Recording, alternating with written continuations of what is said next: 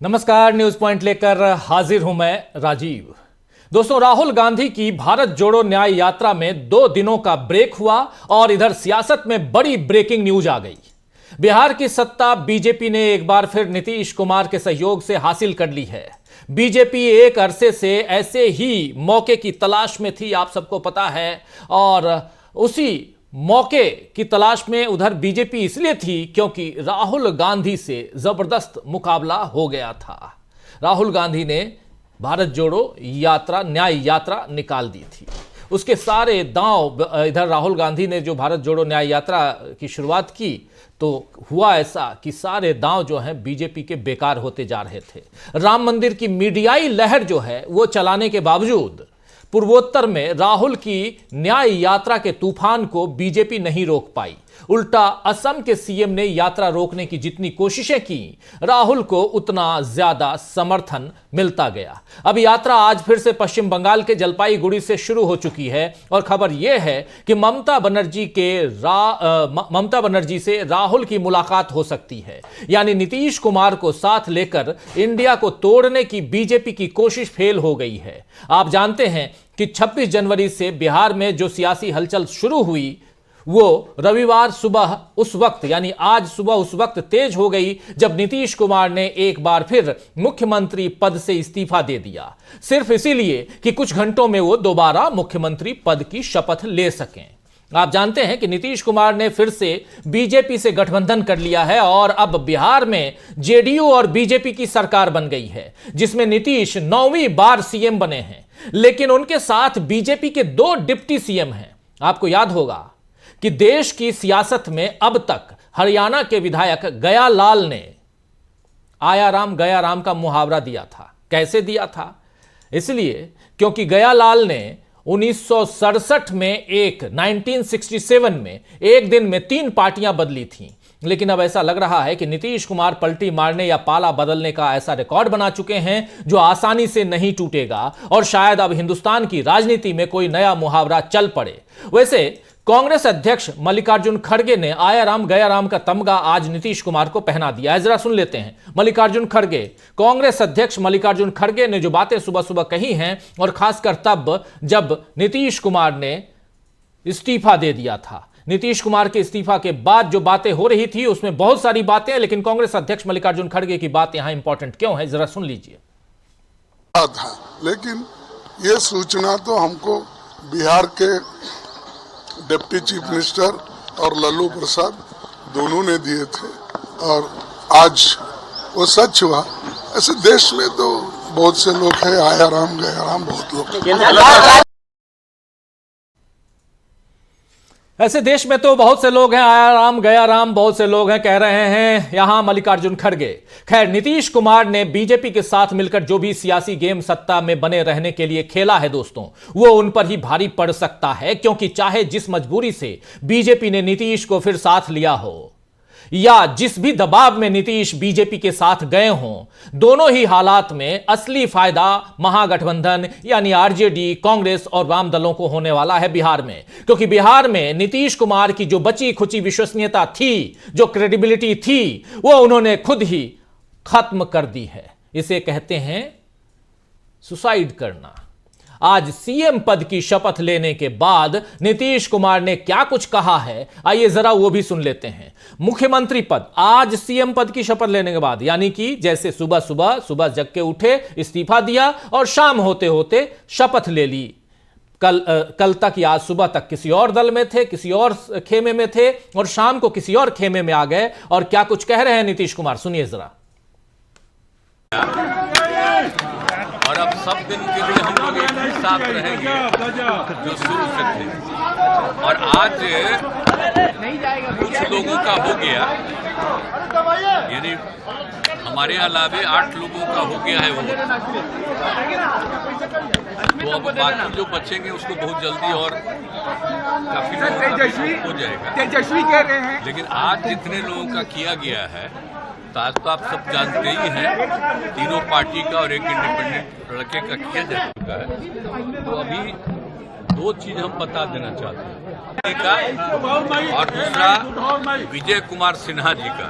ये दोनों को हम उप मुख्यमंत्री के रूप में मान्यता देते हैं। ये दोनों मैं मुख्यमंत्री हूं। तेजस्वी कह रहे हैं कि 2024 तक जदयू खत्म हो जाएगी। इस सबके बाद में बताएंगे। तेजस्वी कह रहे हैं कि 2024 तक जदयू खत्म हो जाएगी। बिहार के हित में और पूरे इलाके के और बिहार के विकास के लिए हम काम करते हैं। इसी काम को आगे बढ़ाएंगे, तो इसी में हम अपना लगे रहेंगे और बाकी सब कुछ नहीं। आप मालूम है ना भाई कि हम अलग हो गए थे, हम यहाँ हैं भाई। सबको एक उठ करके चाह रहे थे कि तेजी से तो सब कुछ कर नहीं रहा था, तो बेकारे हो ही गया ना कि वही लोग ज्यादा चाह रहा था, बड़ा खुशी प्रकट करता था। आप नीचे के लिए नहीं वाला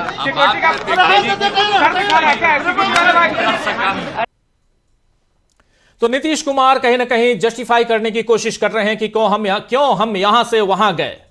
खैर, अब महागठबंधन को सीट बंटवारे में भी फायदा होगा दोस्तों, क्योंकि जेडीयू के हिस्से की सीटों पर अब बीजेपी माथापच्ची करेगी और यहां एनडीए के बाकी दल यानी लोजपा और हम यानी हिंदुस्तानी आवाम मोर्चा जैसे दल अपने हिस्से को नहीं छोड़ेंगे और नीतीश कुमार को ही समझौता करना पड़ेगा, जबकि कांग्रेस, आरजेडी और वाम दल अब सीधे बीजेपी से मुकाबला करेंगे।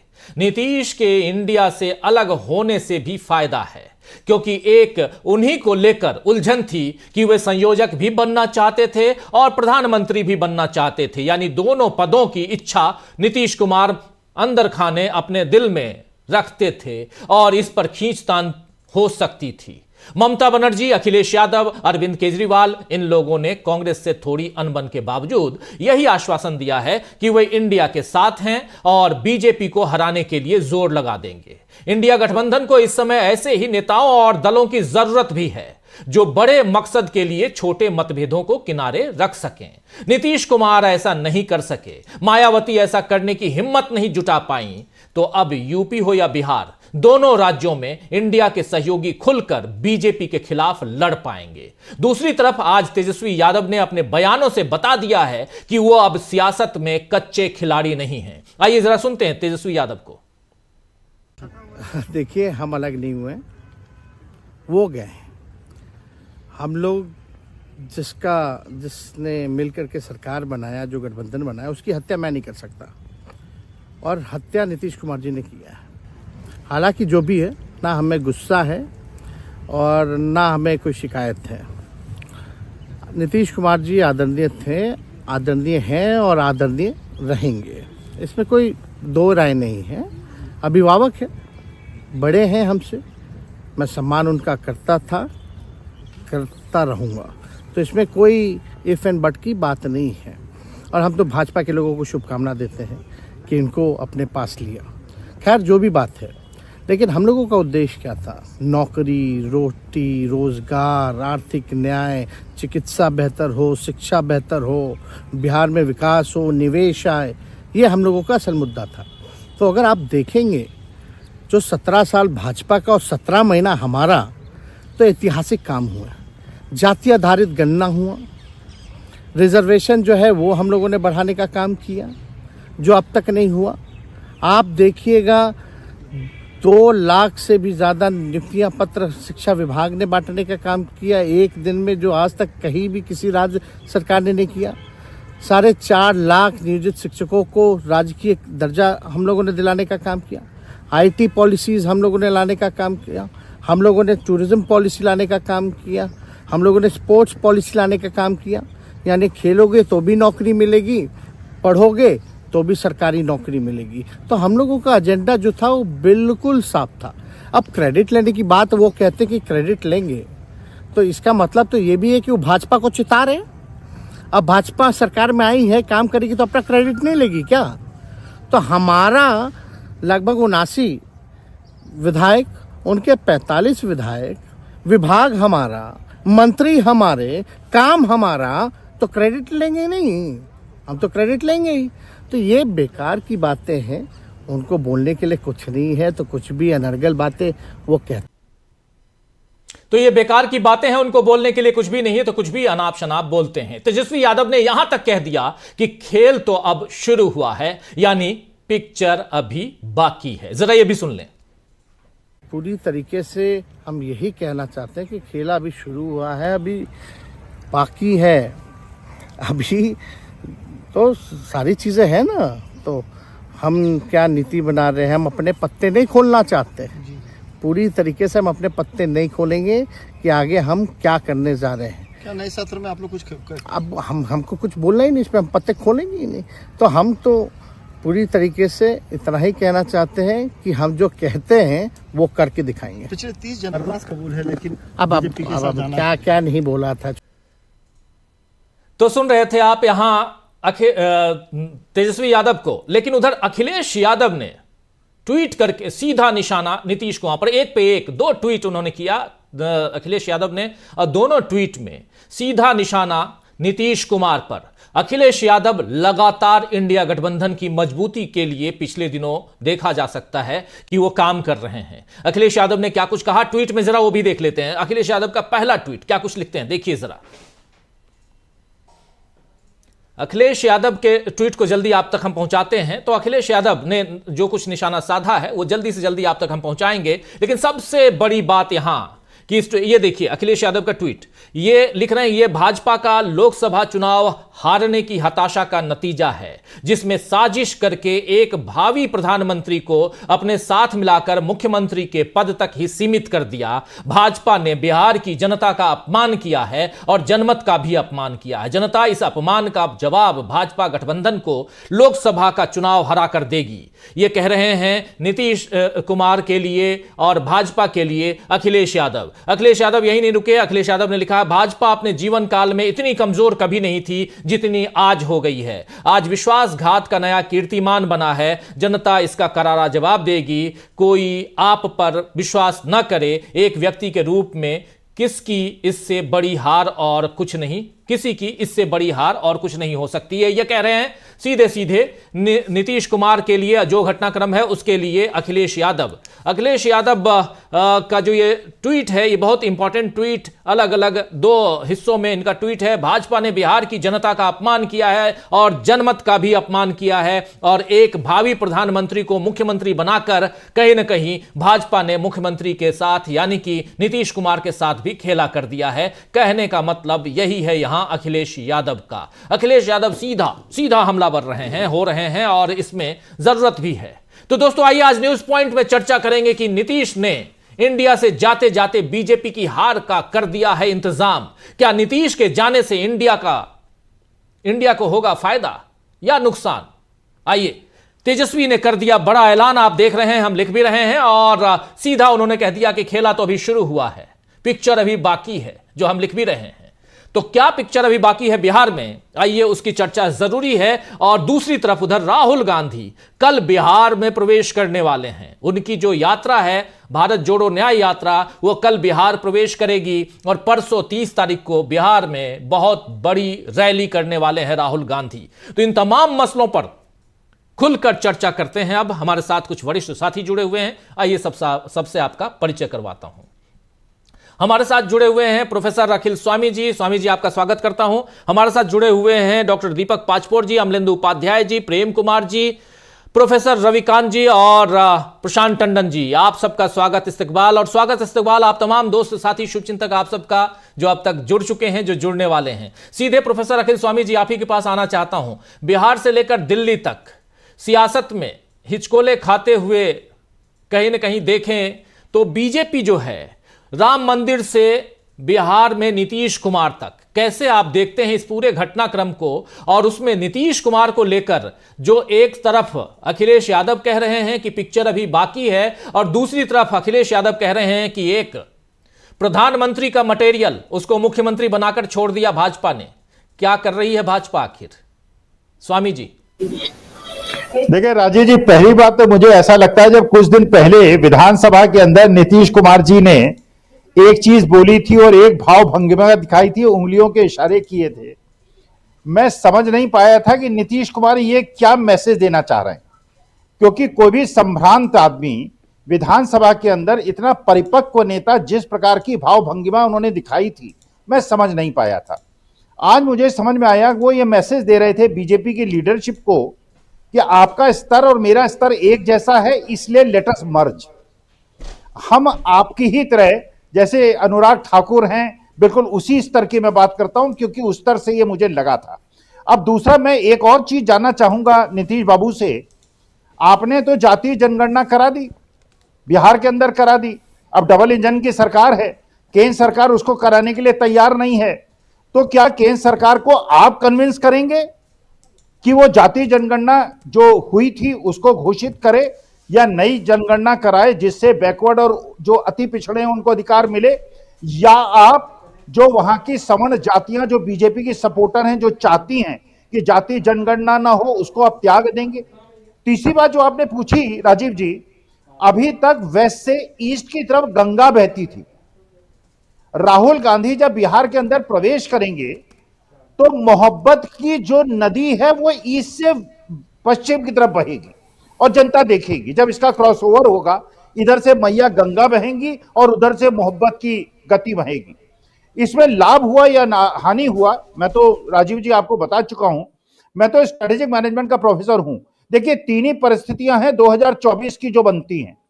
या तो एनडीए को क्लियर मेजॉरिटी मिलेगी, मोदी जी प्रधानमंत्री बनेंगे, नीतीश कुमार जी की उपयोगिता खत्म हो जाएगी, या इंडिया और एनडीए गठबंधन को बराबर सीटें मिलेंगी और 10-15 सीटें जो नीतीश कुमार को मिलेंगी वो डिसाइडिंग फैक्टर होंगे। दोनों पक्षों से बार्गेन करके वो प्रधानमंत्री बन सकते हैं। और तीसरी स्थिति यह बनती है कि इंडिया गठबंधन मेजॉरिटी में आ जाए और उसके बाद नीतीश कुमार न केवल विपक्ष में बैठेंगे बल्कि उनको ईडी और सीबीआई का रेड का भी सामना करना पड़ेगा, जैसे आज की तारीख में इंडिया गठबंधन के लोग कर रहे हैं। फायदा किसको होगा, नुकसान किसको होगा?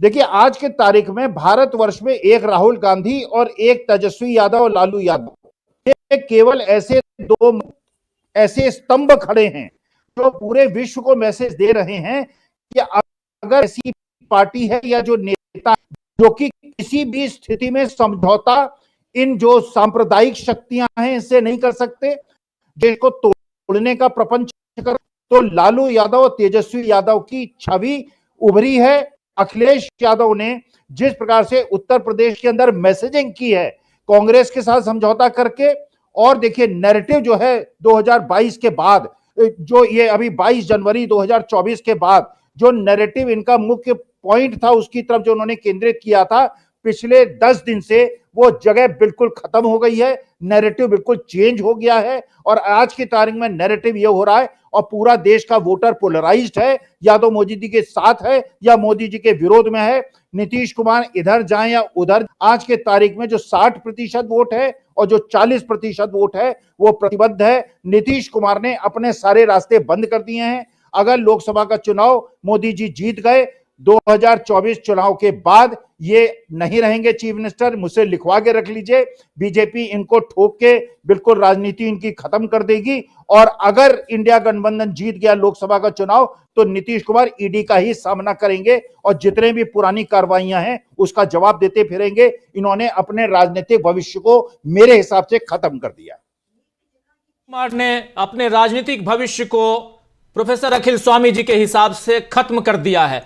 प्रोफेसर अखिल स्वामी जी, ये बात कहने वाले सिर्फ आप नहीं हैं, बल्कि एक लंबी फहरिस्त है जो कह रही है कि नीतीश कुमार ने अपने भविष्य को आज खत्म कर दिया है। क्या बिहार की जनता भी ऐसा ही सोचती है? यह आने वाला वक्त बताएगा। बहुत ज्यादा इंतजार करने की जरूरत नहीं है दोस्तों। 2 महीने में चुनाव है, लोकसभा के चुनाव, और उसके बाद 2025 में विधानसभा के चुनाव। हो सकता है, लोग तो यह भी कह रहे हैं कि फिर से पलटी मार जाएं, लेकिन ये पलटते पलटते आखिर अपनी पार्टी को ही कहीं पलट तो ना दें, यह भी एक बड़ा सवाल है। प्रोफेसर रविकांत जी शायद जुड़े हुए नहीं दिख रहे हैं, मैं आना चाहता था, लेकिन प्रेम कुमार जी आपके पास आना चाहता हूं। बिहार की राजनीति को बहुत नजदीक से देख रहे हैं, समझ रहे हैं आप। 2 दिन पहले अभी बात कुछ और हो रही थी, आज कुछ और बात हो रही है। प्रेम कुमार जी, क्या कुछ कैसे अब देखते हैं, कैसे एनालाइज करते हैं इन तमाम घटनाक्रमों को जो अभी आज सुबह से लेकर शाम तक जब हम चर्चा कर रहे हैं, और उधर ऐलान कर रहे हैं तेजस्वी यादव और कह रहे हैं कि पिक्चर अभी बाकी है, खेला तो अभी शुरू हुआ है। प्रेम कुमार जी। जी शुक्रिया राजीव जी। 2 दिन पहले जब हम बात कर रहे थे राजीव जी, तो इस दावे के साथ खड़े थे कि कुछ हो नीतीश कुमार नहीं जा सकते एनडीए में, और इस दावे के जो तार्किक आधार थे कि कोई भी नफा नुकसान देख करके ही तो शिफ्ट करता है, और उधर वो आत्मघाती कदम होगा, हर तरह से नुकसान होगा, ये जा ही नहीं सकते, ये इसका आधार था। और लेकिन फिर भी मैं गलत हुआ, और मैं गलत हुआ तो इसके लिए इंडिया गठबंधन मुझे शुभकामना दे सकता है आज की तारीख में कि भले प्रेम कुमार रोज गलत हो, और उसका कारण स्पष्ट है कि नीतीश कुमार ने जो राह चुनी है वो सिर्फ नीतीश कुमार की चुनी हुई राह नहीं है, वो बीजेपी की भी चुनी हुई राह है। दोनों ने मिलकर के एक राह चुनी है। भारतीय जनता पार्टी को अपने ऊपर भरोसा नहीं, इंडिया गठबंधन से भारतीय जनता पार्टी को पहले दिन से डर लगा, इंडिया शब्द से डर लगा, और आपको याद होगा राजीव जी, इंडिया शब्द से नीतीश कुमार को भी डर लगा था। जी, डिस्कनेक्ट हो गए प्रेम कुमार जी, लेकिन बहुत महत्वपूर्ण बात, प्रेम कुमार जी की बात यहां सुनना इसलिए इंपॉर्टेंट है क्योंकि 2 दिन पहले ये कह रहे थे प्रेम कुमार जी, हां आ गए प्रेम कुमार जी, कह रहे थे कि नीतीश कुमार शायद ना जाएं, लेकिन आज चले गए हैं, तो क्यों गए और इसके क्या कारण हो सकते, कारण ही नहीं बल्कि अब आगे जो कह रहे हैं तेजस्वी यादव, जो ऐलान कर रहे हैं कि खेला अभी बाकी है, क्या खेल हो सकता है प्रेम कुमार जी? देखिए, मैं तेजस्वी यादव जी के बयान पर आता हूं, थोड़ा सा अपनी बात पूरी करते हुए आता हूं। बिल्कुल प्लीज। तो जी, मैं ये कह रहा था कि बीजेपी जिस तरीके से इंडिया शब्द से उनको दिक्कत थी, president of Bharat, prime minister of Bharat पर उतर गए थे, इंडिया से ही डर लगने लगा था। आपको याद होगा जब इंडिया नाम तय किया जा रहा था तो सबसे पहला विरोध भी नीतीश कुमार ने ही किया था। नीतीश कुमार को यह अटपटा लगा था कि इंडिया नाम है। तो एक बहुत एक अजीबोगरीब किस्म की बात हो रही है, बन रही है कि नीतीश कुमार का जो इंडिया में रह करके जो उनका तरीका था, वो तरीका कहीं ना कहीं बीजेपी के लिए काम करने वाला था, जो हम देख नहीं पा रहे थे, यानी बीजेपी के एजेंट के रूप में वो इंडिया में बैठे थे। अब यही बात बीजेपी भी सोचेगी, क्योंकि वो अविश्वसनीय हो चुके हैं कि ये नीतीश कुमार कहीं इंडिया का एजेंट बनके तो बीजेपी में नहीं है। ये बीजेपी में भी सोचेंगे क्योंकि ये इनकी विश्वसनीयता खत्म हो गई है। अब इन्होंने, अब ध्यान दीजिए, उस दिन बीते दिन चर्चा में याद दिला रहे थे, मुझे याद आ रहा है शायद प्रशांत टंडन सर ही याद दिला रहे थे कि मध्य प्रदेश में जेडीयू क्यों गई थी चुनाव लड़ने के लिए। भाई ये तो इंडिया का ही नुकसान कर रही थी, कांग्रेस का ही तो नुकसान कर रही थी, उनका तो कोई भला होने वाला नहीं था। यानी उनका प्री प्लान चल रहा था जिसको समझ नहीं पा रहे। अब बिहार समीकरण को तय करने के ख्याल से, सीट शेयरिंग के ख्याल से सबसे आसान बिहार, पहले भी मिलके गठबंधन हो चुका है, पूरी केमिस्ट्री ठीक है, सबसे आसान बिहार, और सबसे मुश्किल बंगाल, यही स्थिति रही है। तो सबसे आसान बिहार है, ये मैं नहीं कहता, ये केसी त्यागी बोला करते थे कि सबसे आसान बिहार है हमारा, तो हो चुका है सीट शेयरिंग। लेकिन सीट शेयरिंग फिर भी ऐलान नहीं हो पा रहा था क्योंकि नीतीश कुमार ही वो मीटिंग होने नहीं दे रहे थे, क्योंकि उनके मन में कुछ और चल रहा था। अब देखिए, पश्चिम बंगाल में नीतीश कुमार तृणमूल को लेके आए, आम आदमी पार्टी को लेकर आए, ये सब उनको श्रेय जाता है। लेकिन राहुल गांधी जब पश्चिम बंगाल जाएंगे तब पश्चिम बंगाल की मुख्यमंत्री ममता बनर्जी कुछ रिएक्ट करेंगी सीट शेयरिंग पर। ये इनकी अंडरस्टैंडिंग थी जिसको तब ममता नहीं समझ सकी। अब ममता समझ रही है और ममता ने अपने आप को करेक्ट किया है। वो कह रही कि हम इंडिया गठबंधन में हैं, हमारे बीच कुछ भी खटपट नहीं है। तो ये जो था, जैसे आम आदमी पार्टी का रिएक्शन था पंजाब में, अब वो भी करेक्शन करेंगे क्योंकि नीतीश की केमिस्ट्री के हिसाब से उन लोगों का रिएक्शन था।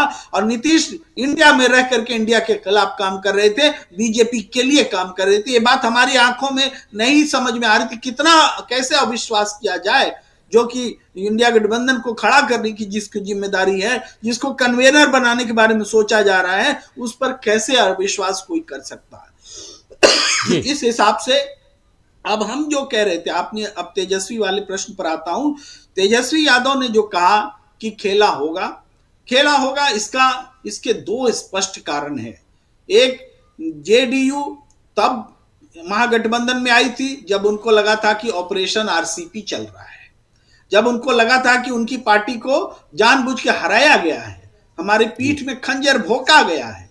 आज अब वो सब कुछ ठीक हो गया, खंजर भोंकना भी सही था, हराया गया वो भी सही था, ऑपरेशन आरसीपी भी सही था, सब नीतीश कुमार को चंगा सी लगने लगा। लेकिन अब इस बार जो गए हैं तो इस बार इनके पास कोई बहाना नहीं है। फिर भी ये मानिए कि बहाना नहीं है, तब भी हम देख रहे हैं कि ऑपरेशन ललन तो खुद नीतीश कुमार ने चला दिया अपनी पार्टी में कि ललन और उनके समर्थकों को हटाओ, क्योंकि ये महागठबंधन के पक्ष में बात करता है। तो यानी इंडिया के पक्ष में बात करने वाले को इन्होंने अपनी पार्टी से बाहर का रास्ता दिखाया, जहां एक बार फिर वो इंडिया के अगेंस्ट में बीजेपी के एजेंट के तौर पर काम करते नजर आते हैं और अपनी पार्टी में ललन के खिलाफ एक्शन लेते नजर आते हैं, उनको पार्टी अध्यक्ष से हटाते नजर आते हैं। तो ये जो बोल रहे हैं तेजस्वी यादव खेला होगा, इसकी दोनों घटनाओं से इसका संबंध है। वर्टिकल स्प्लिट है जनता दल यू में, आधे लोग बीजेपी में जाना। जी, आपका वीडियो डाउन हो गया, लेकिन बहुत इंपॉर्टेंट बात आप कह रहे हैं, पॉलिटिकल स्प्लिट है जनता दल यूनाइटेड में और आधे लोग जेडीयू के साथ रहना चाहते थे, यानी कि जेडीयू के आधे लोग बीजेपी के साथ जाना चाहते थे और आधे इस महागठबंधन में साथ रहना चाहते थे। प्रेम कुमार जी बहुत तमाम मसलों को, जो खासकर बिहार की राजनीति में इस वक्त बहुत इंपॉर्टेंट है, उन मसलों की जानकारी यहां दे रहे थे। तो आधे लोग नीतीश कुमार के साथ साथ बीजेपी में जाना चाहते थे और आधे महागठबंधन में रहना चाहते थे। लेकिन जो महागठबंधन में यानी कांग्रेस और आरजेडी और वाम दलों का जो गठबंधन है उसमें रहना चाहते थे, तो वो कितने दिनों तक नीतीश कुमार का साथ देंगे? लल्लन बाबू क्या करेंगे? यह भी तो सवाल उठता है, जिनसे उन्होंने अध्यक्ष पद ले लिया था। जरा आना चाहता हूं प्रोफेसर रविकांत जी आपके पास। राहुल गांधी का प्रवेश कल हो रहा है बिहार में और उससे पहले सरकार बदल गई। क्या राहुल गांधी को वैसी ही चुनौतियां पेश करनी पड़ेंगी जैसी चुनौतियों का सामना उनको असम में करना पड़ा?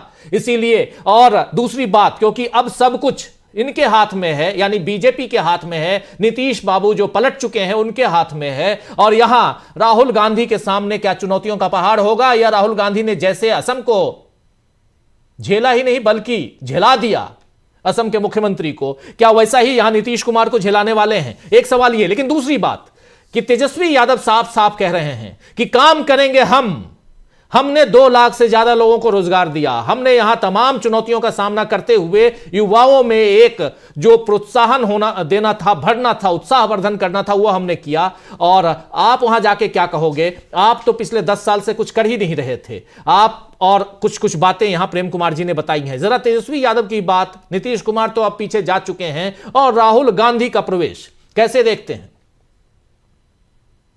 शुक्रिया राजू जी। पहला तो सवाल आपका ये कि नीतीश कुमार क्या बाधा पैदा करेंगे। मुझे लगता है कि बावजूद इसके कि नीतीश कुमार पिछले 1 साल में बहुत अनिश्चित और उस तरह की बातें करते रहे, वो ये नहीं करेंगे। और मैं आपका ध्यान दिलाना चाहता हूं उन बातों की तरफ कि जब वो विधानसभा के भीतर परिवार नियोजन की बात करते करते उसकी व्याख्या में कहां तक चले जाते हैं, और फिर दूसरे दिन आकर के वो ये भी कहते हैं कि मैं अपनी कड़ी निंदा करता हूं। नंबर 2, उन्होंने जीतन राम मांझी को क्या कहा था कि इस मूर्ख को हमने मुख्यमंत्री बनाया, ये मैंने बड़ी गलती की। जो बीजेपी ये कह रही थी कि देखिए नीतीश कुमार ने तो दलित का अपमान किया, अब क्या कहेगी बीजेपी? और ऐसा ही नहीं, ऐसे कई घटनाक्रम हैं जिसमें नीतीश कुमार बहुत अनिश्चित किस्म की बातें बोलते नजर आए हैं। तो ऐसे में पहली बात तो यह है कि नीतीश कुमार भारतीय जनता पार्टी के लिए एसेट नहीं लायबिलिटी साबित होने जा रहे हैं, नंबर 1। नंबर 2, अगर उन्होंने राहुल गांधी के खिलाफ कोई टिप्पणी कर दी, जिस तरह से हेमंत बिस्वा शर्मा ने की, या प्रशासनिक रूप से उनकी यात्रा को बाधित करने की कोशिश की, तो बिहार में जो जमीन जेडीयू की बची है वो भी खत्म हो जाएगी और इसका सीधा फायदा मिलेगा आरजेडी को और कांग्रेस पार्टी को।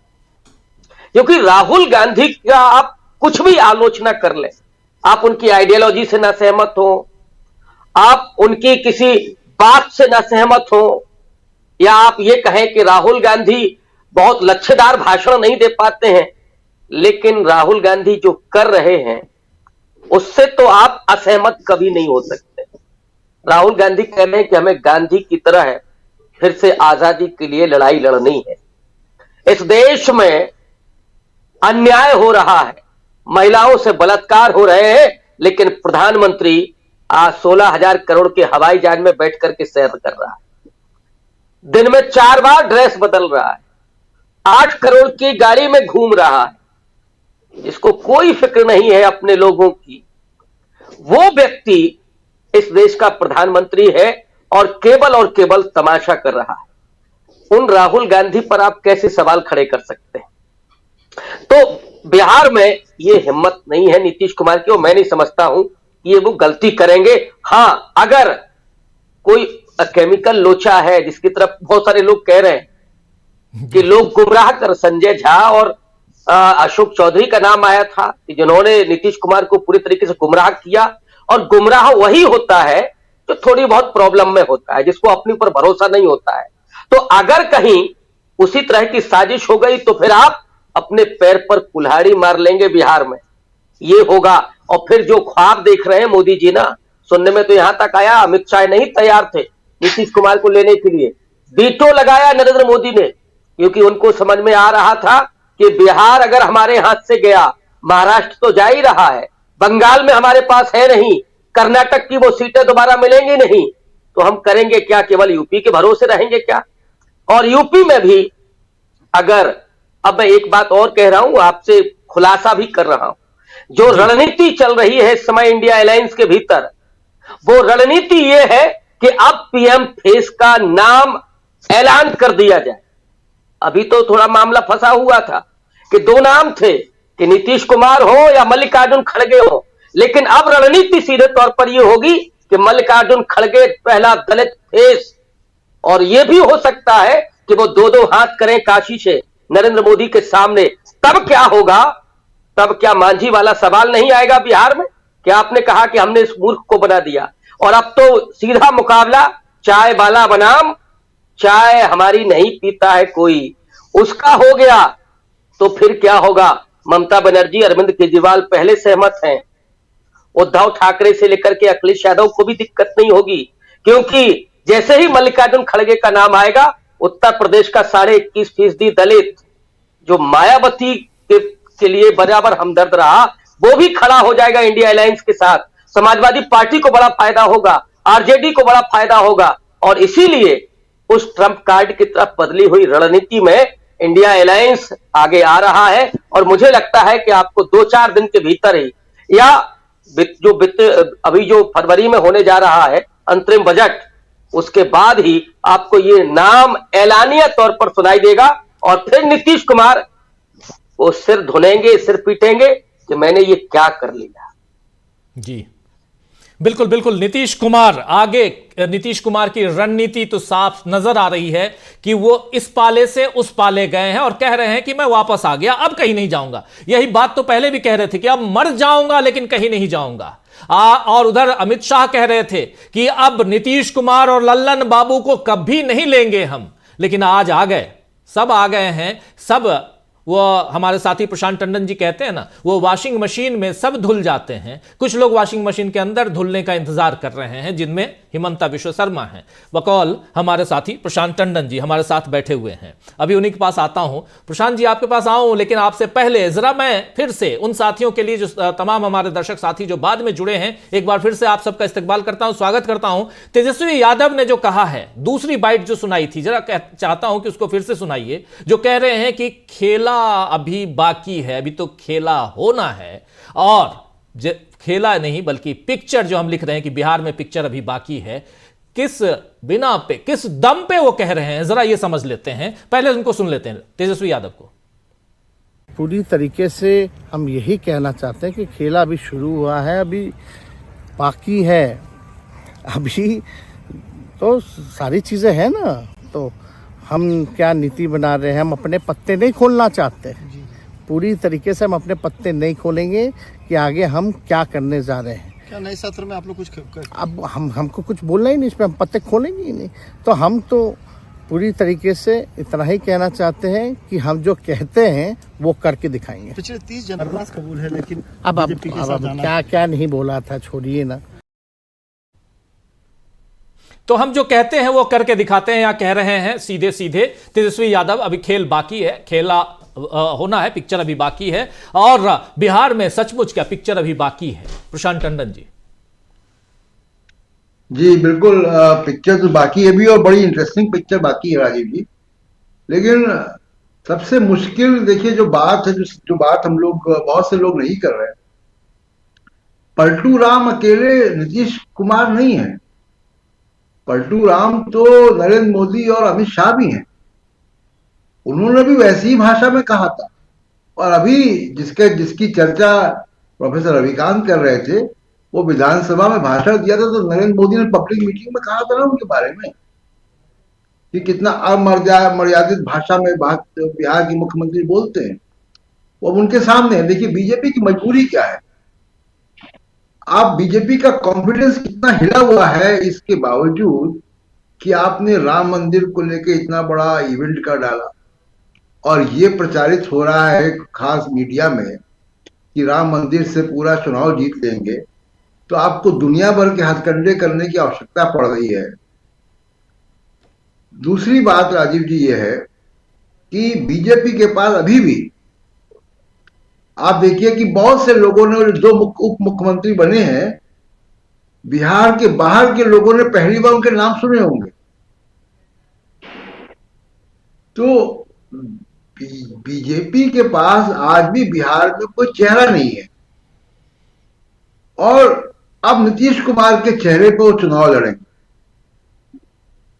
जिस चेहरे पे तमाम तरीके के कालिक पुत चुकी, खुद पुत चुके नीतीश कुमार। अब उस चेहरे के साथ आप चुनाव में लड़ने जाएंगे, जिसके बारे में कहा जा रहा है कि इनका यूपी में भी बड़ा आधार है। आए यूपी में आधार दिखाएं अपना, इस चेहरे के साथ, जो चेहरा आप बनाया हुआ है नीतीश कुमार ने, उस चेहरे के साथ अब कहां किस वोट बैंक में जाएंगे। और दूसरा जो तेजस्वी कह रहे हैं कि खेल अभी बाकी है, बिल्कुल खेल बाकी है, और 2024 के पहले इनकी पार्टी में स्प्लिट हो जाएगा। तो बहुत कुछ अभी जो है वो बाकी है। लेकिन जो श्रवण गर्ग जी ने कहा था, मैं उससे वहां से सहमत हूं। कल कहा था उन्होंने, आपके शो में ही कहा था कि बीजेपी को पुलिस प्रशासन चाहिए। यही महाराष्ट्र में जो तोड़फोड़ की गई उसके पीछे भी नियत यही है। और बीजेपी के अंदर ये बात घर की हुई है कि बगैर मैनिपुलेशन के, बगैर प्रशासनिक मदद के वो चुनाव नहीं जीत सकते।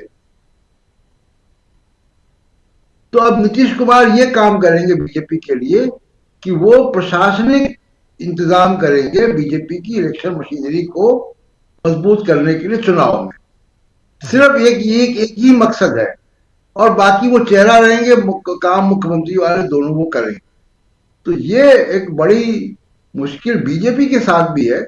और जैसा आपने कहा कि सीटें अब इंडिया गठबंधन के लोगों की बढ़ जाएंगी, तो जाहिर सी बात है कि बढ़ेंगी। और आप फर्क देखिए, केवल दो चीज और राजीव जी और कहना चाहता हूँ। फर्क देखिए, नीतीश को या जेडीयू को जब आरजेडी के साथ मिलकर चुनाव लड़े तब कितनी सीटें आई थी? आरजेडी से 3 या 4 सीटें कम आई थी केवल। बीजेपी के साथ लड़े 45 और 79 सीट का अंतर, आरजेडी 79, ये 45। और अब इस चेहरे के बाद, जो चेहरा अब नीतीश कुमार का है, उनको 20 सीटें भी आया, तो बड़ी बात है विधानसभा में 2025 में, और उसका असर लोकसभा में भी होगा। दूसरे की देखिए, राहुल गांधी की बात नहीं कर रहा।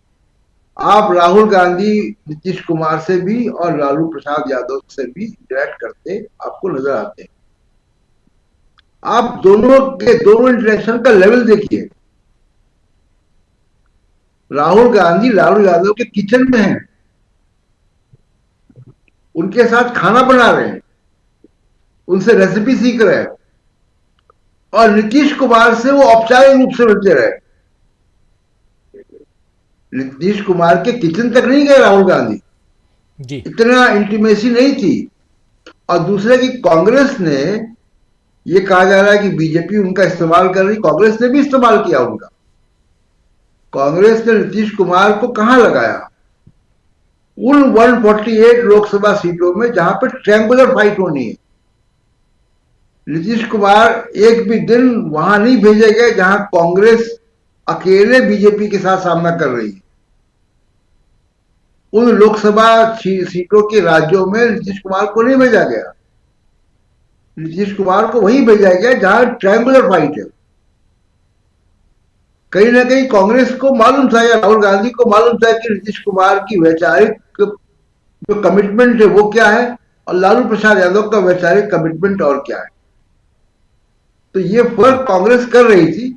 एक जो गलती शायद हुई आरजेडी से, और लालू प्रसाद यादव बहुत बझे हुए खिलाड़ी है, उनको इस दिन का इंतजार नहीं करना चाहिए था। अगर यही दौर है राजनीति का तो उनको जेडीयू तोड़ देना चाहिए था और नीतीश कुमार से समर्थन वापस लेके सरकार बनानी चाहिए। ये गलती उन्होंने की। और एक आखिरी बात ये राजीव जी, कि नीतीश कुमार अपनी सबसे बड़ी उपलब्धि जिसको गिना सकते हैं वो है जातिवाद सर्वेक्षण, जो इस चुनाव तय करेगा हिंदी बेल्ट में। अब नीतीश कुमार जातिवाद सर्वेक्षण का नाम मुंह से नहीं ले सकते, हिम्मत नहीं पड़ेगी। तो उसका लाभ मिलेगा आरजेडी को या इंडिया गठबंधन को। नीतीश कुमार तो जातिवाद सर्वेक्षण का या जातिवाद जनगणना का नाम भी इनको बीजेपी लेने नहीं देगी।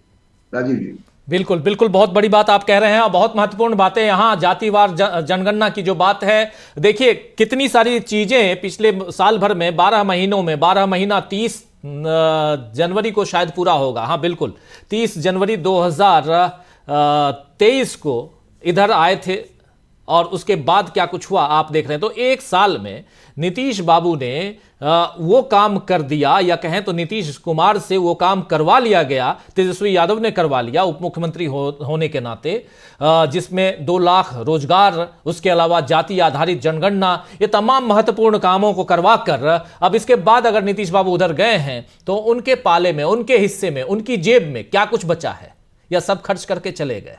ये देखना होगा, ये नीतीश बाबू को सोचना चाहिए। लेकिन डॉक्टर दीपक पासपोर्ट जी, जरा जल्दी से आपके पास भी आना चाहता हूं, आप कैसे देखते हैं? और सबसे इंपॉर्टेंट बात कि राहुल गांधी पहुंच रहे हैं और नीतीश बाबू आउट हो रहे हैं।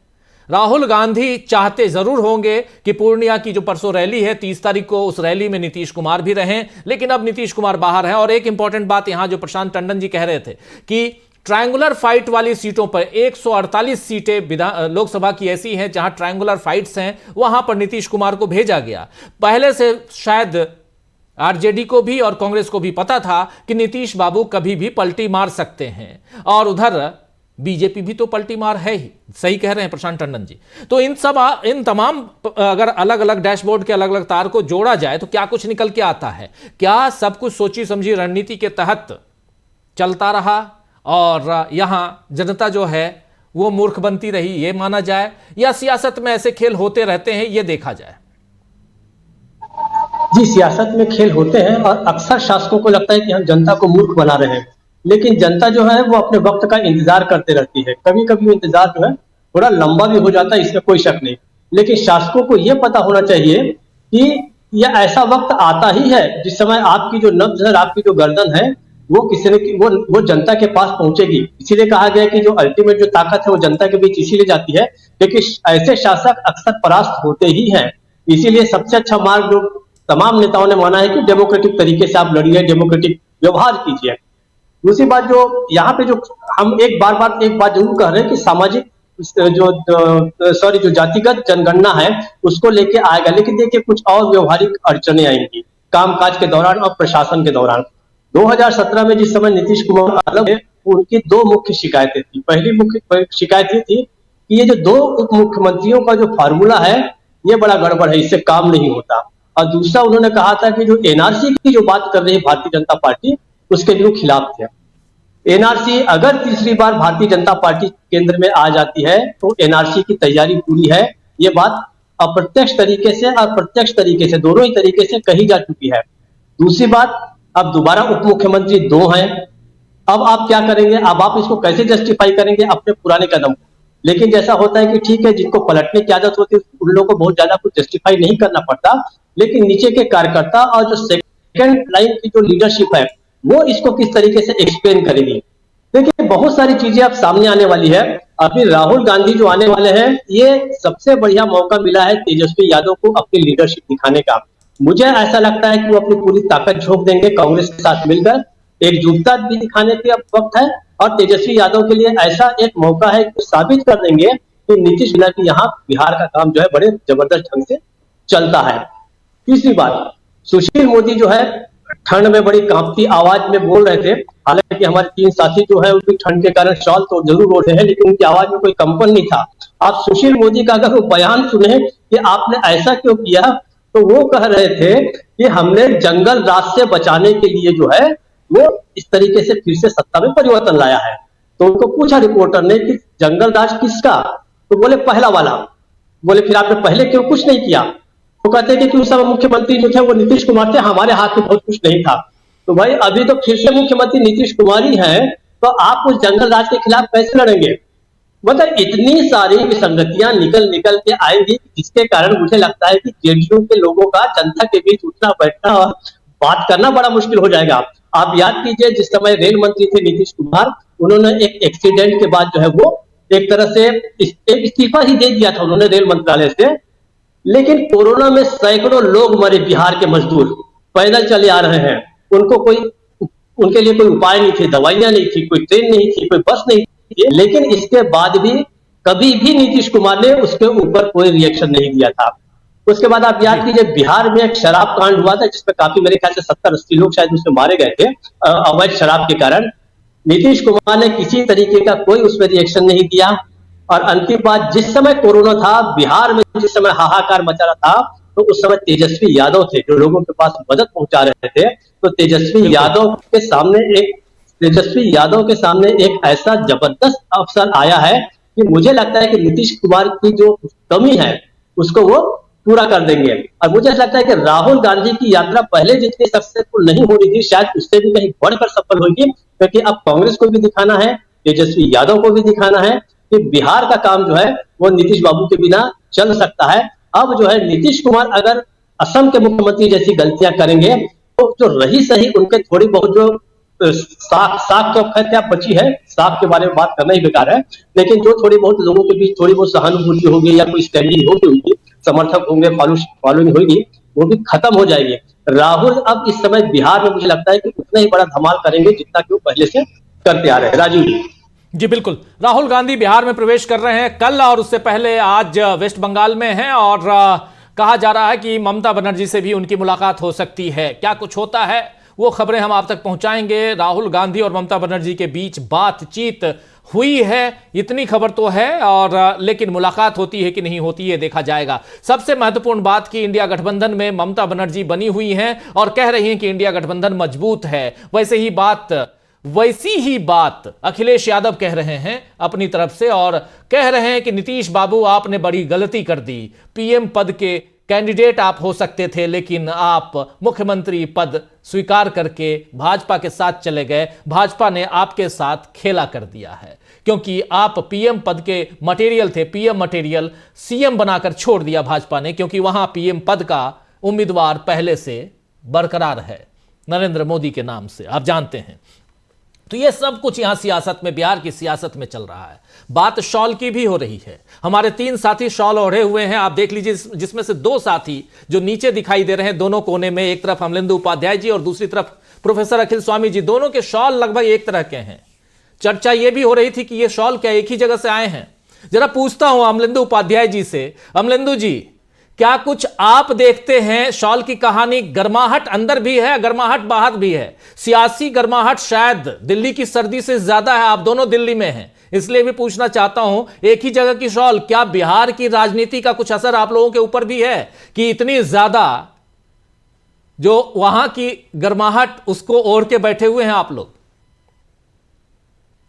राजीव जी, बिहार का असर तो नहीं है खैर, लेकिन चूंकि बिहार की राजनीति है तो इस समय बिहार उबल रहा है इतनी ठंड में भी, तो जाहिर सी बात है कि उस ठंड के छींटे इधर भी पड़ रहे हैं, तो इसीलिए जो है वो ठंड यहाँ ज्यादा पड़ रही है। लेकिन बिहार में गर्मी बहुत ज्यादा है, समय सियासी गर्मी बहुत ज्यादा है कुल मिलाकर के जी। अब जो आगे की बात है राजीव जी, वो असली बात ये है कि नीतीश कुमार चले गए हैं, लेकिन मुझे लगता है कि इंडिया गठबंधन ने भारतीय जनता पार्टी के साथ कुछ खेला कर दिया है और शायद अपना एजेंट जो है उन्होंने बैठा दिया है एनडीए में कुल मिलाकर के, क्योंकि नीतीश कुमार अब वहां से जो सब यहाँ करेंगे। और देखिए कितनी मजेदार केमिस्ट्री हो गई है कि पहले भारतीय जनता पार्टी कह रही थी कि वो 40 की 40 सीटें जीतेगी बिहार में, अब उसमें नीतीश कुमार पहुंच गए हैं, तो अब नीतीश कुमार को भी तो दोगे भाई, उनके पहले आपके साथ ही मिलकर के उनके थे 17 MP, तो अब जितने थे उतने तो दोगे ना उनको, लौट करके वो आए हैं आपके साथ मिलकर के लड़े थे जब, तो इतने दोगे तो इतनी सीटें तो आपकी वैसे ही कम हो गई। तो नीतीश कुमार 10-12 MP अपने लेकर के अगर आए आते हैं या 4-5 भी लेकर के आए आते हैं और इंडिया गठबंधन को जरूरत पड़ती है तो नीतीश कुमार फिर इधर आ जाएंगे, क्योंकि पीएम तो इधर ही बन सकते हैं, उधर तो बन नहीं सकते हैं। जैसा अखिलेश यादव ने भी कहा कि पीएम के मटेरियल थे और आपने बना दिया लेकर के उनको चीफ मिनिस्टर, तो नीतीश कुमार चीफ मिनिस्टर बनने के लिए तो नहीं बदले होंगे निश्चित तौर पर। या हो सकता है भारतीय जनता पार्टी सोच रही होगी कि प्रधानमंत्री नरेंद्र मोदी जो है वो मार्गदर्शन मंडल में जा रहे हैं और सरकार की किरकिरी बहुत ज्यादा हो रही है, काम धाम कुछ किया नहीं है 10 सालों में प्रधानमंत्री नरेंद्र मोदी ने, भारतीय जनता पार्टी उनका विकल्प अभी तक कोई तैयार कर नहीं पाई है, तो नीतीश कुमार को प्रधानमंत्री बना के पेश किया जाए, तो हो सकता है एक आध दिन में एनडीए घोषणा कर देगी नीतीश कुमार जो है वो प्रधानमंत्री पद के उम्मीदवार है, भारतीय जनता पार्टी उनके नेतृत्व में चुनाव लड़ेगी। तो कुल मिला के राजीव जी, नीतीश कुमार जो है वो बोझ जो है जो सुबह चल रहा था कि बिहार में भार है और नीतीश कुमार है, नीतीश कुमार, तो जो ये नीतीश कुमार है ये बोझ अब भारतीय जनता पार्टी पे, मतलब आज वो एक अकेले भारी थे उनके ऊपर एक और ये भार पड़ गए हैं अकेले भारी के ऊपर, तो वो जो अकेले भारी थे सबके ऊपर वो बेचारे किस किस का भार उठाएंगे, भारतीय जनता पार्टी का भार उठाएं कि नीतीश कुमार का भार उठाएं।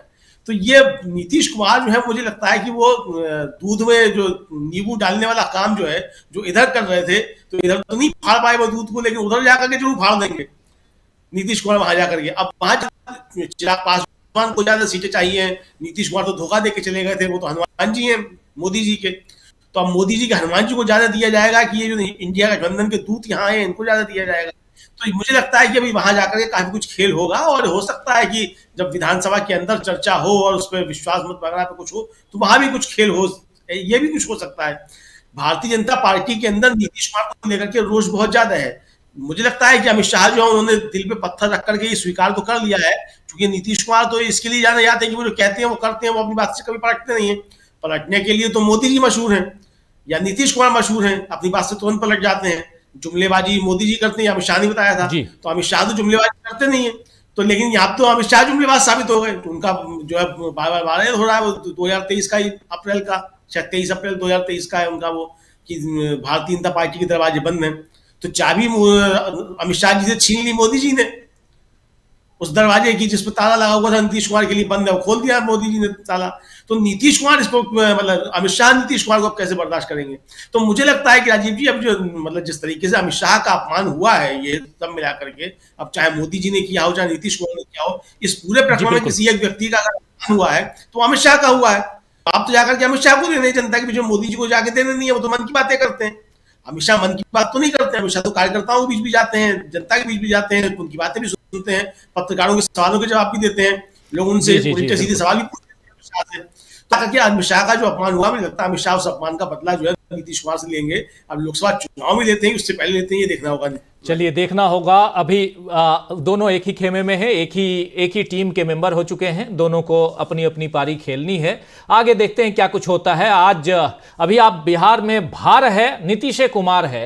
आप याद कीजिए कि 2015 में जब बिहार का चुनाव था उस समय नीतीश कुमार के लिए प्रशांत किशोर काम कर रहे थे, प्रशांत किशोर की टीम काम कर रही थी और ये नारा उसी समय बिहार में बहार है नीतीश कुमार है का नारा दिया गया था, लेकिन वो बहार अब भार बन गया है। इंग्लिश में देखिए तो BAHAR और BA हटाकर BHAR भार हो गया, सिर्फ ए को हटा दिया गया है भार। तो बिहार में भार है नीतीश कुमार है, लेकिन आज प्रशांत किशोर ने भी प्रेस कॉन्फ्रेंस की है। मैं चाहूंगा कि हमारे प्रोडक्शन की टीम अगर प्रशांत किशोर की उस बाइट को सुना पाए, बहुत इंपॉर्टेंट है, क्योंकि वो कह रहे हैं कि नीतीश कुमार पर उन्होंने जो बातें कही हैं, पत्रकारों का जवाब देते हुए बहुत इंपॉर्टेंट बातें कही हैं, उसको हम आपके सामने लेके आते हैं और सीधे आते हैं प्रोफेसर अखिल स्वामी जी के पास फिर से। और बहुत महत्वपूर्ण इसलिए कि अब बहार से भार तक नीतीश कुमार, लेकिन क्या नीतीश कुमार आगे की पारी इतनी आसानी से खेलने वाले हैं? क्या नीतीश कुमार ने जब जैसा चाहा, आप याद कीजिए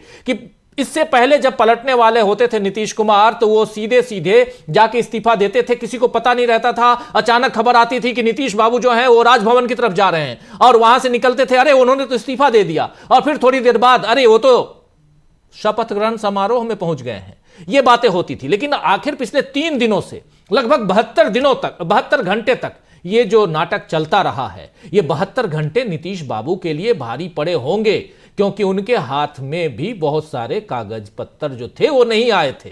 ऐसा कहा जा रहा था कि भाजपा चाहती थी कि पहले वो नीतीश बाबू जो हैं पहले इस्तीफा दें, फिर हम समर्थन देंगे, और नीतीश बाबू कहते थे कि पहले हमको आप समर्थन दीजिए फिर हम इस्तीफा देंगे। ये खींचतान 72 घंटे तक चलने के बाद फाइनली आज वो इस्तीफा दिए हैं। लेकिन बिहार में बहार है नीतीश कुमार है से लेकर बिहार में भार है नीतीश कुमार, वो कहां तक पहुंचा है, और पहुंचाने वाले प्रशांत किशोर आज याद इसलिए आ रहे हैं क्योंकि वो भी बिहार की राजनीति में अब कूद पड़े हैं। आप जानते हैं 1 साल से ज्यादा का वक्त हो चुका है। सुन लीजिए जरा क्या कुछ कह रहे हैं, और फिर सीधे आता हूं प्रोफेसर अखिल स्वामी जी के पास। और एनडीए के साथ सरकार बनाने वाली है, इस पे क्या कहें? मेरे भाई, अगर आप पिछले 1 साल के मेरे वक्तव्यों को देखेंगे तो शायद एकमात्र व्यक्ति मैं रहा हूं जो कैमरे पर कहता रहा है कि नीतीश कुमार बस कभी भी पलट सकते हैं। आप मेरे कितने भी वक्तव्य उठाकर देख लीजिए, हर जगह हमने कहा है ये नीतीश कुमार की राजनीति का हिस्सा बन गया है। लेकिन आज जो घटना हुई है ये नीतीश कुमार के संदर्भ में नहीं है। नीतीश कुमार पलटू राम हैं या पलटू राम नेताओं के सरदार हैं, ये तो बात पहले से जनता जानती है। आज की घटना ने, अभी जो हुआ है, इसने ये दिखाया कि पूरे बिहार में जितने राजनीतिक दल और नेता हैं सब पलटू मार है। आज ये भी तय हुआ कि नरेंद्र मोदी, अमित शाह और भाजपा वाले भी उतने ही बड़े पलटू मार है, जो अभी 2 महीना 4 महीना पहले कह रहे थे कि नीतीश कुमार के लिए बिहार में भाजपा का दरवाजा बंद है। ये पलटू मार पूरी राजनीतिक व्यवस्था है, इसलिए कि कल तक जो नीतीश कुमार को गाली दे रहे थे भाजपा के वर्कर, समर्थक, कार्यकर्ता, आज ही से इनको सुशासन का नया प्रतिमूर्ति बताने लगेंगे। ये पलटू मार व्यवस्था इसलिए है कि आज तक राजद जो उनको सुशासन और भविष्य का नेता बता रही थी, अभी आज शाम होते होते वो फिर नीतीश कुमार को गाली देंगे। उनको शराबबंदी में माफियागिरी दिखने लगेगी, भ्रष्टाचार उनको बिहार में दिखने लगेगा, अभी सुबह तक नहीं दिख रहा था। तो नीतीश कुमार पलटू मार हैं, ये तो पूरा दुनिया जानता है। अब ये बहस का, ये कोई डिस्कवरी का मुद्दा नहीं है। इस घटना ने ये दिखाया कि नीतीश कुमार ने अपने। तो स्वामी जी सुन रहे थे आप, प्रोफेसर स्वामी जी सुन रहे थे आप, यहां सीधे प्रशांत किशोर पीके के नाम से जाने जाते हैं उनको, और नीतीश कुमार का जो चेहरा है, उनके चेहरे के साथ साथ पलटी मार शब्द बिल्कुल चस्पा हो चुका है। लेकिन उसके अलावा भाजपा, राजद, इन तमाम नेताओं को, तमाम दलों को भी वो कह रहे हैं कि ये भी पलटी मार हैं, क्योंकि ये कभी वो भी, और बात सही है कि कभी वो इनके खेमे में तो कभी उनके खेमे में आखिर क्यों आते हैं, क्यों लिए जाते हैं, ये भी बड़ा सवाल तो है ही। लेकिन सवाल यह है कि नीतीश कुमार की राजनीति को अब यहां से कहां आप देखते हैं। एक तरफ कांग्रेस पार्टी जो, देखिए, तमाम घटनाक्रमों के बावजूद आपने देखा कि महाराष्ट्र में कांग्रेस के तमाम विधायक एक साथ एक सूत्र से बंधे हुए हैं, एक डोर में बंधे हुए हैं। वैसे ही बिहार में भी कल बातें हो रही थी कि उनके 10-11 विधायक जो हैं, 19 विधायक हैं बिहार में कांग्रेस के, 10-11 विधायक उधर बीजेपी के संपर्क में हैं, नीतीश बाबू के संपर्क में हैं। लेकिन वो सब, अब कांग्रेस ऑलरेडी कह रही है कि नहीं, हमारे तमाम 19 के 19 विधायक एक साथ हैं। जो कुछ हो सकता है वो सिर्फ और सिर्फ जेडीयू में हो सकता है। लेकिन जेडीयू को और उन्हें नीतीश बाबू को क्या जीतन राम मांझी बर्दाश्त करेंगे? उनके 4 विधायक हैं, वो बर्दाश्त करेंगे क्या? बर्दाश्त करेगी लोजपा जो लोजपा रामविलास है, हालांकि उनके कोई विधायक नहीं, लेकिन फिर भी क्या वो बर्दाश्त करेंगे? क्योंकि आने वाले समय में उनके साथ भी गठबंधन तो है ही और उनके साथ चुनाव भी लड़ना है। ये सारे सवाल हैं स्वामी जी, कैसे देखते हैं इसको? देखिए राजीव जी, 2-3 सूत्र थे जो अभी तक मुझे समझ में नहीं आ रहे थे, इस घटना से वो खुल गए और मुझे समझ में आ गया, सूत्र जो है वो सॉल्व हो गया। पहला मुझे ये नहीं समझ में आ रहा था, जब सोनिया जी ने ये कहा था कि नीतीश कुमार को कन्वीनर बनाया जाए और राहुल गांधी ने कहा था दीदी से बात कर लेते हैं, और ममता बनर्जी ने और अरविंद केजरीवाल ने ये कहा था कि खड़गे साहब को प्राइम मिनिस्टर की पोस्ट दे देते हैं, तो मुझे ये नहीं समझ आया था और लोग ये कहने भी लगे थे, राहुल गांधी की अपरिपक्वता की बात करने लगे थे कि राहुल गांधी ने उस पर पेंच क्यों डाला। आज समझ में आया कि ममता बनर्जी, अरविंद केजरीवाल, राहुल गांधी को यह सूत्र का पता चल गया था कि नीतीश कुमार एक के टाइप के ट्रोजन हॉर्स थे जो कि इंडिया में बैठाए गए थे। अच्छा, दूसरी तरफ देखिए, कभी आपने अगर गुड़ बनते हुए देखा है राजीव जी गांव में? जी जी। अगर गुड़ की कढ़ाई में जब शीरे को पकाया जाता है, जो आता है ना, वो झाग को निकालते रहते हैं और झाग को निकालते रहते हैं तो जो उसके बाद शुद्ध पदार्थ बचता है उससे गुड़ बनता है। अगर उसको ना निकाला जाए, उस जो खोई ऊपर वाली होती है उसको ना निकाला जाए तो अच्छा गुड़ नहीं बनता। देखिए, आपके एक श्रोता ने इसी डिबेट में पूछा, स्वामी जी होने वाला क्या है? राजीव जी, इससे यह पता चल रहा है जो ये अशुद्धियां हैं, इंडिया गठबंधन की अशुद्धियां ये निकल रही हैं। राहुल गांधी की यात्रा बिहार में घुसने दीजिए और चुनाव आयोग को चुनाव घोषित हो जाने दीजिए। असली खेला जो तेजस्वी कह रहे हैं, जो मैं असली खेला देख रहा हूं, उस दिन के पहले 5 दिन नोट कीजिएगा। जिस दिन चुनाव आयोग चुनाव की डेट्स घोषित करेगा, आपको पता ही होगा कि अजीत पवार का फोन जो था आउट ऑफ रीच हो गया था, इतने बड़े नेता का फोन आउट ऑफ रीच हो गया था। अभी आप देखिएगा, चुनाव आयोग जिस दिन घोषित करेगा चुनाव, बीजेपी के आधे मेंबर ऑफ पार्लियामेंट्स का फोन जो है आउट ऑफ रीच हो जाएगा।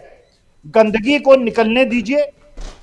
देश में जो धर्मनिरपेक्षता, देश के अंदर बेरोजगारी, देश के अंदर महंगाई और देश के धार्मिक जो एक हमारा संवाद की बात है वो टूट रही है, जो लोग गंदगी है वो निकल जाए। ये अंतिम लड़ाई है। ये ऐसे, और आपने लोगों की शॉल के बारे में पूछा, बाकी के ड्रेस कोड के बारे में टिप्पणी नहीं कर रहा हूं, अपने बारे में टिप्पणी करता हूं। देखिए, हम तीनों की शॉल सफेद है और आप देखिए सनातन धर्म की मर्यादाओं को फिर तोड़ा गया 22 तारीख के कार्यक्रम में। वहां पे मोहन भागवत जी, जिनका कोई भी योग्यता नहीं थी वहां मौजूद रहने की, वो काला कोट पहन के पहुंचे थे। अखिल स्वामी क्योंकि शुद्ध सनातनी है, सनातन धर्म की किसी भी प्राण प्रतिष्ठा में, किसी भी पूजा पद्धति में काला रंग निषेध है। या तो पीला रंग पहनते, या भगवा पहनते, या सफेद पहनते। हम तो जहां भी जाते हैं शुद्ध कार्यक्रम में, डीबी लाइव शुद्ध कार्यक्रम करता है, इसलिए सफेद और शॉल ओढ़ के आया था। स्रोत हम तीनों का अलग है, मेरी खरीदी हुई शॉल। जी, सफेद है लेकिन आपकी खरीदी हुई है। अब दोनों हमारे साथी बताएंगे उन्होंने खरीदी है कि नहीं है। लेकिन प्रेम कुमार जी, सबसे बड़ी बात यह है कि नीतीश कुमार के घर के सामने बवाल भी मचा हुआ है। काफ़ी लोग नीतीश कुमार को भला बुरा कह रहे हैं, नीतीश कुमार के खिलाफ पोस्टरबाजी, ये तमाम चीज़ें वहाँ दिखाई दे रही हैं। नीतीश कुमार की पॉपुलैरिटी को अगर देखा जाए तो अभी जो ममता बनर्जी और उनकी पार्टी के लोगों ने भी 2 दिन पहले कहा था कि अपनी पॉपुलैरिटी के ज़बरदस्त गिरावट काल से गुजर रहे हैं इस वक्त नीतीश कुमार, लेकिन फिर भी नीतीश कुमार को भाजपा ने अपने खेमे में क्यों लिया, एक बड़ा सवाल है।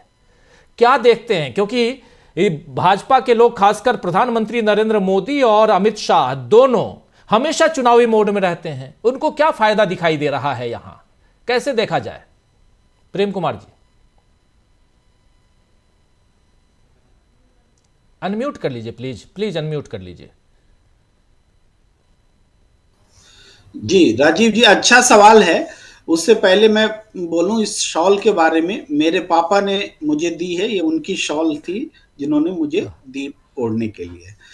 तो अब आगे बात यह है कि नीतीश कुमार को ऑपरेशन नीतीश कुमार बोला जाए तो ज्यादा अच्छा रहेगा। जो बीजेपी ने किया है ये ऑपरेशन नीतीश कुमार है, जिसका बिहार में भारतीय जनता पार्टी और जेडीयू के लोकसभा चुनाव में दुर्गति होने से कोई संबंध नहीं है।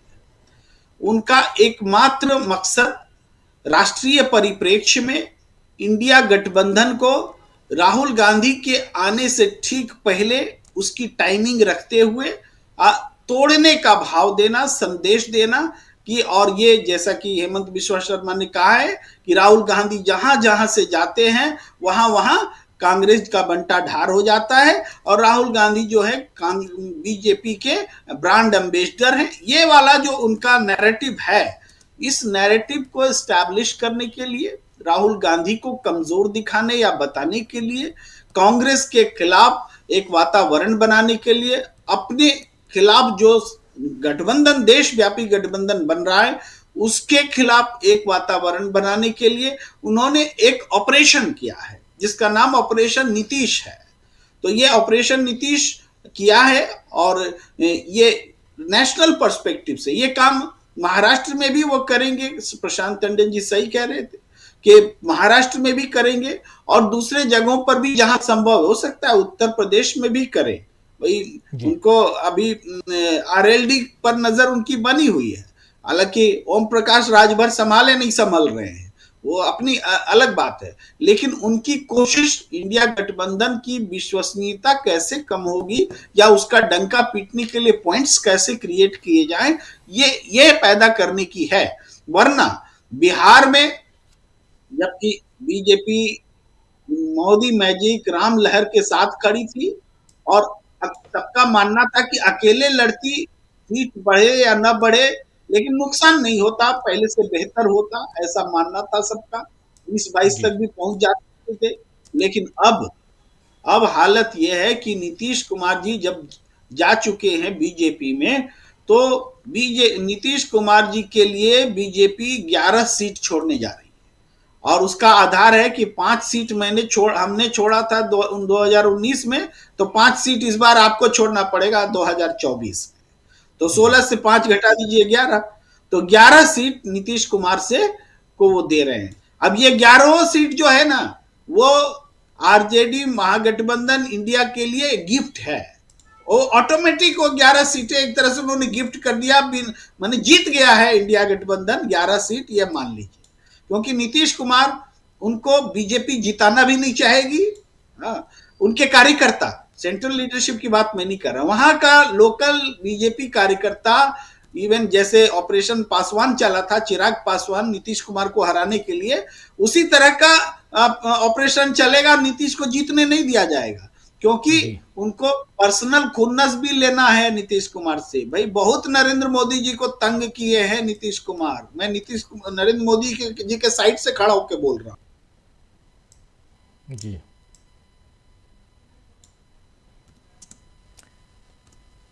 प्रेम कुमार जी डिस्कनेक्ट हो गए हैं, थोड़ा वीडियो उनका आज डाउन दिखाई दे रहा है। जी प्रेम कुमार जी, बार बार नेटवर्किंग हो रहा है। मैं नीतीश जी के तरफ से खड़ा होकर के बोल रहा हूं, बहुत नीतीश जी आपने तंग किया है मोदी जी को, नरेंद्र जी के पक्ष में बोल रहा हूं कि भाई हमारे साथ फोटो नहीं छपवाएंगे विज्ञापन का, हाँ आप खाना हमसे छीन लेंगे। अरे आपका तो डीएनए में खोट है, हम बदला न ले सके तो क्या अब मौका आया है, हम प्रधानमंत्री उम्मीदवार बनेंगे तो आप एनडीए छोड़ देंगे, वाह अब हम देखते हैं। इस भाव में अब नीतीश का सत्यानाश करने के लिए बीजेपी बैठी है। तो वो 11 सीट मिल गया इंडिया को, पहले मान लीजिए। और दूसरा भी कारण है, सिर्फ यही कारण, दूसरा कारण है कि उनको वही सीटें दी जाती हैं जहां पर कि मुसलमानों का प्रभाव है।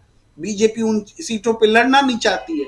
अब मुसलमान तो फारा बांध करके इस बार लड़ाई करने के लिए तैयार है नीतीश कुमार से, तुमने धोखा दिया है। तो नीतीश कुमार को मुसलमान तो कम से कम बिहार में वोट करने वाले नहीं है। तो नीतीश कुमार की 11 सीटों में कहता हूं वो एक भी जीत नहीं पाएंगे, ये हालात हैं।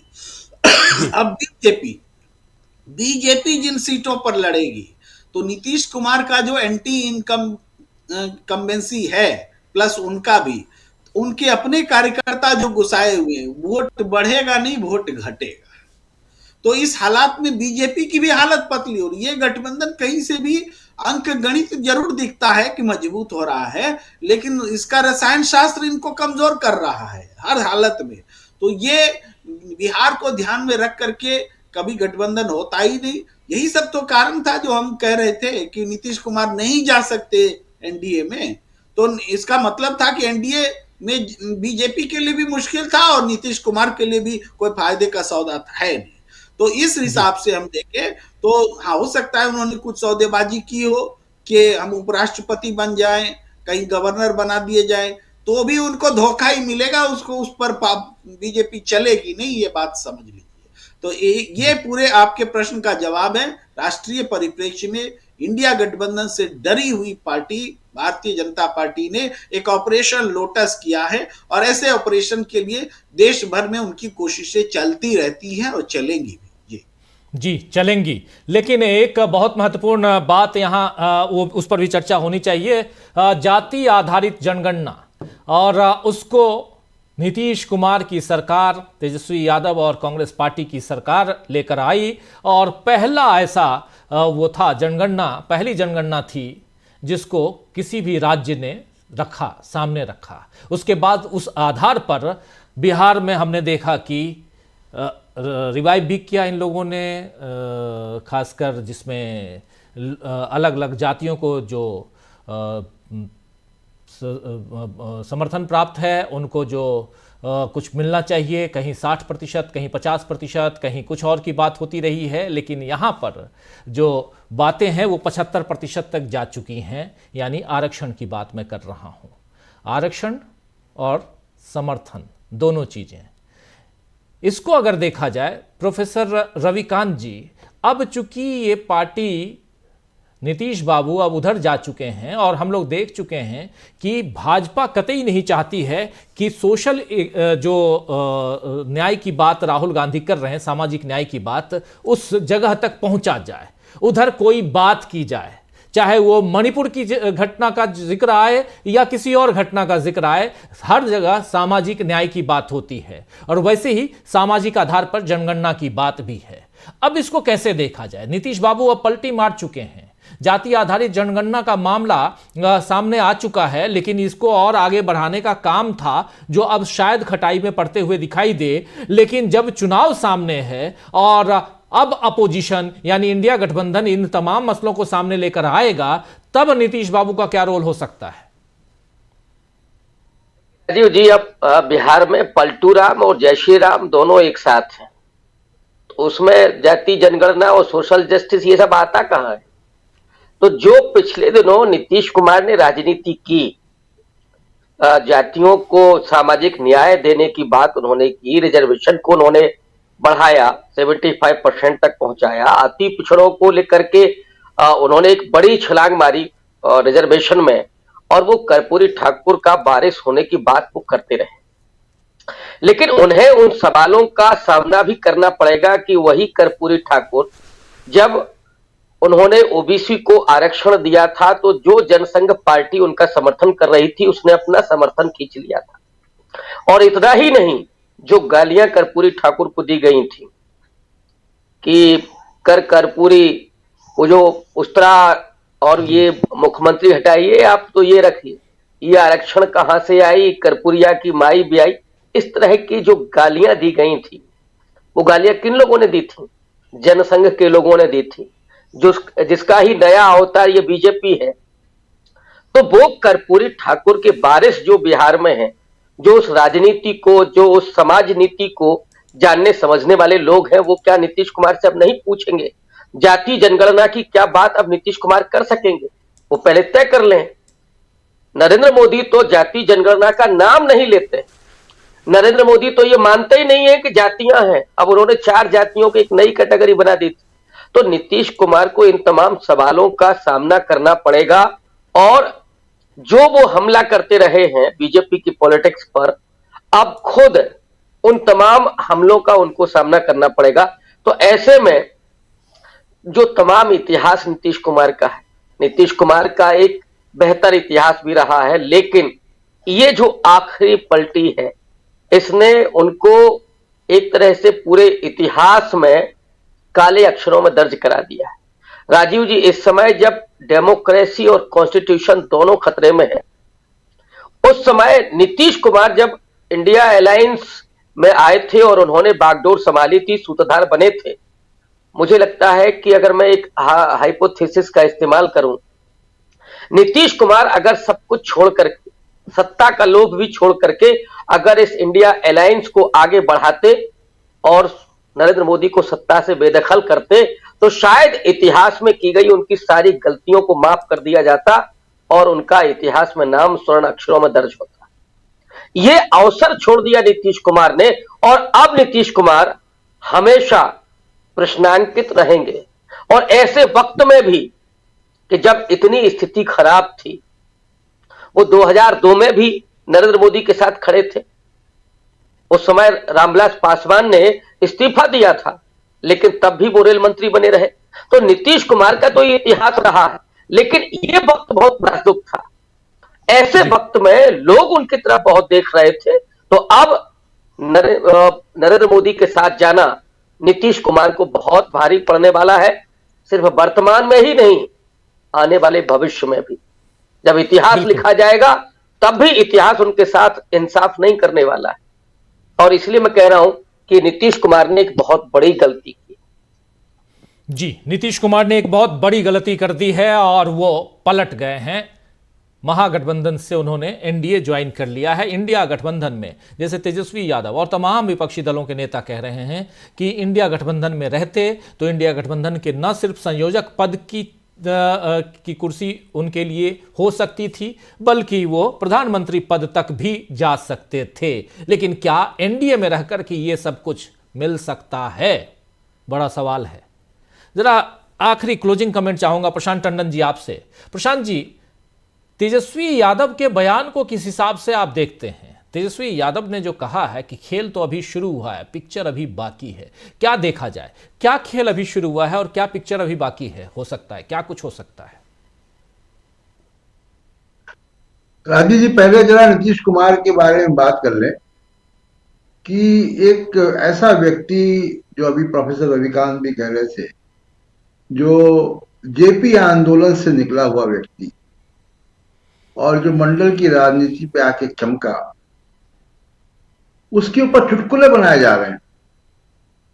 वो आज की भारत की राजनीति का सबसे बड़ा जोकर है। एक विदूषक की तरीके से उनको लिखा जा रहा है। और ये शुरू में बात कही गई कि इंडिया गठबंधन जो है वो उसको बड़ा झटका लगेगा, परसेप्शन का झटका लगेगा कि इंडिया गठबंधन में फूट है। लेकिन मैं देख रहा हूं जो राजीव कि ये इतना बड़ा बोझ जो आप अभी बात कर रहे थे, लायबिलिटी है बीजेपी के लिए। और बीजेपी का कार्यकाल विमर्श, राजनीति विमर्श कहाँ होता है? उस चाय की दुकान में होता है जहां बीजेपी कार्यकर्ता भी होता है। और वहां पे कोई भी उसके मुंह पे कहेगा पलटू राम, उसको वो डिफेंड नहीं कर पाएगा। तो मुश्किल ये पलटू राम की इमेज के साथ बिहार के लिए लायबिलिटी। सिर्फ एक फायदा ये मिला है कि बिहार का एडमिनिस्ट्रेशन बीजेपी के हाथ में आ गया जी। बस यही एक फायदा उनको है, बाकी बीजेपी के लिए वो बहुत लायबिलिटी है। और आप देखिएगा कि इस पूरे मामले पर राजनीति कब शुरू होगी। कल जब भारत जोड़ो यात्रा वहां पहुंचेगी बिहार, और परसों जब वो जनसभा होगी, वहां से ऑपोजिशन पार्टी का इंडिया गठबंधन की बात शुरू होगी और वो बहुत अग्रेसिव होगी, जहां तक मुझे अभी लग रहा है।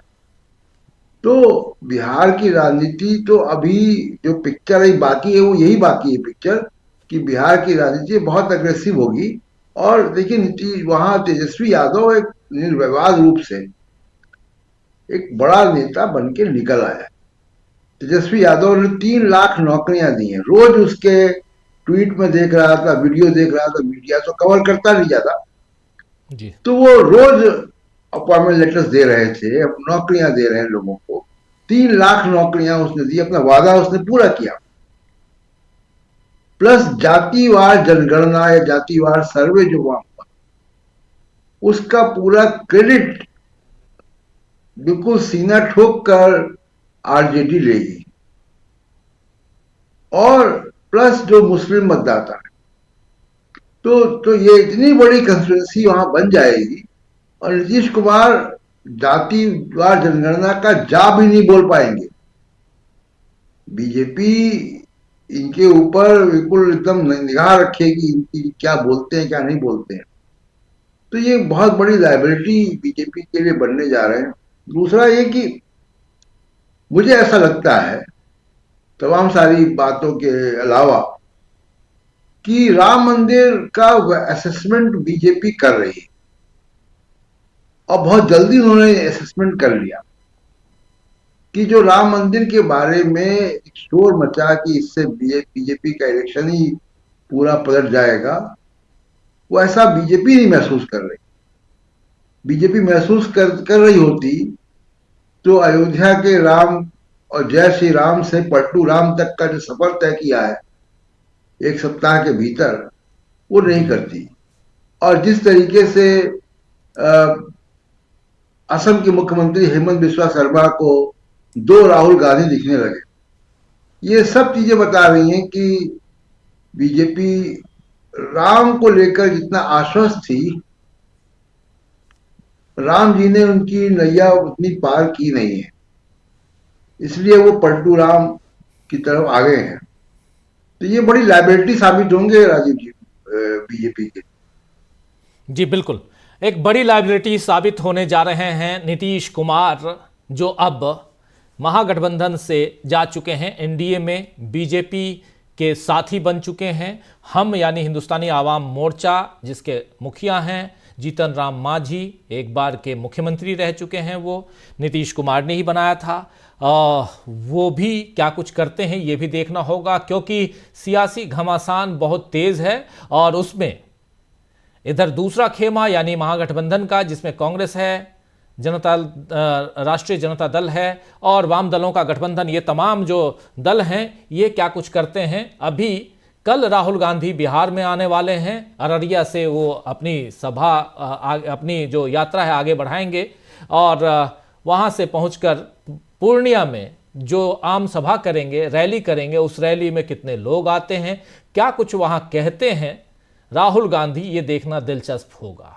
कहानी अभी खत्म नहीं हुई है, पिक्चर अभी बाकी है और इस पिक्चर में राहुल गांधी की एंट्री होना भी अभी बाकी है। खुलकर राहुल गांधी अभी कुछ कह नहीं रहे हैं, लेकिन इतना तय है, इतना ज़रूर मानिए कि राहुल गांधी सच की राह पे चलते हैं और वो सच बोलते हैं। जहाँ तक हम लोग बहुत नज़दीक से देख चुके हैं, उस आधार पे मैं बहुत दावे के साथ कह रहा हूँ, चाहे वो मणिपुर हो या मणिपुर से निकली हुई उनकी यात्रा वेस्ट बंगाल तक पहुँची हो, इन जगहों पे आप देख लीजिए, या पहली यात्रा जो उनकी थी जो दक्षिण से उत्तर की ओर आई थी, उसमें भी राहुल गांधी ने अपनी एक अलग छवि निर्मित कर ली है और राजनीति में ये एक अलग धारा है।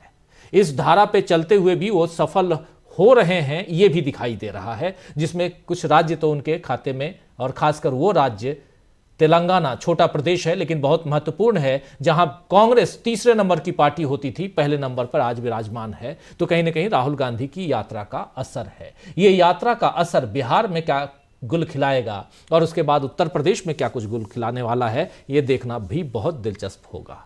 बहुत शुक्रिया अदा करना चाहता हूं प्रेम कुमार जी, प्रशांत टंडन जी, हमारे साथी प्रोफेसर रविकांत जी, अमलेंदु उपाध्याय जी और दीपक पाचपोर जी, साथ में जुड़े थे एक अंतराल के बाद प्रोफेसर अखिल स्वामी जी। आप सबका बहुत शुक्रिया, बहुत धन्यवाद कि इस चर्चा में आप लोग जुड़े, आप लोगों ने अपने बात, अपने विचारों से इस चर्चा को आगे बढ़ाया। तो बहुत बहुत शुक्रिया अदा करता हूं आप तमाम साथियों को, और आप तमाम साथी जो हमारे साथ लगातार बने हुए हैं, अपनी बात, अपने विचार रख रहे हैं। देखिए, न्यूज का कहना है बिहार की 7.5 करोड़ महिलाएं शर्मसार हो गई, मां और बहन नीतीश कुमार के सभा में जाने से भागेंगी।